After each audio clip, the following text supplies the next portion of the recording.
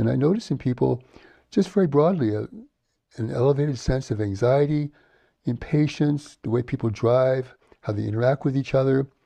It's all like we're all under some kind of growing stress that may be within our awareness or not, but we are still tuned into the world at some level, and it's still impacting us in certain ways. So there's some questions for us to consider as we go forward. And one is, how do I find strength in a changing world? The world is changing now. In fact, it's changing in an accelerated manner beyond what we are accustomed to. We're accustomed to change, certainly.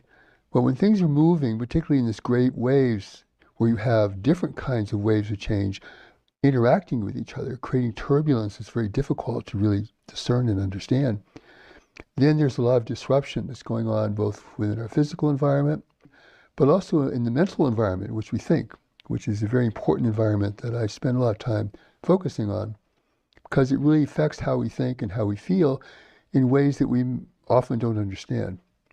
So how do we find strength in a changing world? Because it can certainly make us weaker. It can certainly create harm for us in the future. It can diminish our resources and our opportunities. So where do we find this strength? And this will be one of the things I hope we can get into today. Mm-hmm. And also, how do I find my own purpose for being in the world? The world has growing instability. In fact, real hazards emerging.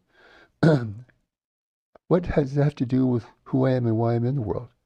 I'm not just here to survive and try to avoid calamity and have good things. And there's some other dimension to our being here that's deeper, more spiritually oriented perhaps, that has a lot to do with our innate feelings, the things we find to be most important, and some kind of underlying sense of direction that we easily lose track of, but which is there nonetheless.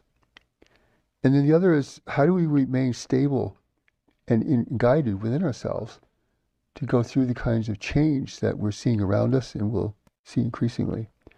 So these are three really fundamental questions, because how do I stay grounded in a crashing world? The world is slowly crashing. That's an extreme word, but in some ways it is crashing. It's changing.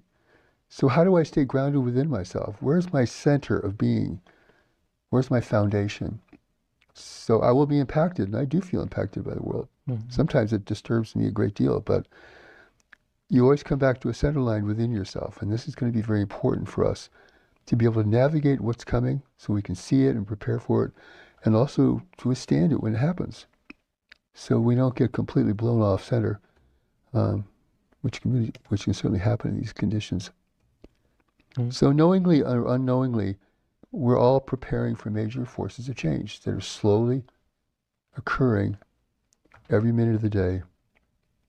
And they're already affecting our lives, affecting us emotionally, affecting us psychologically, affecting our economy, our social stability, all these things that we rely upon and are aware of to certain degrees. We call these the great waves of change because they're happening at different levels, and they're all intersecting with each other, which makes their confluence kind of difficult to understand. But we are living at a time of momentous change. In fact, we may be living at a time of a great turning point for humanity. And we'll talk about that as we go on.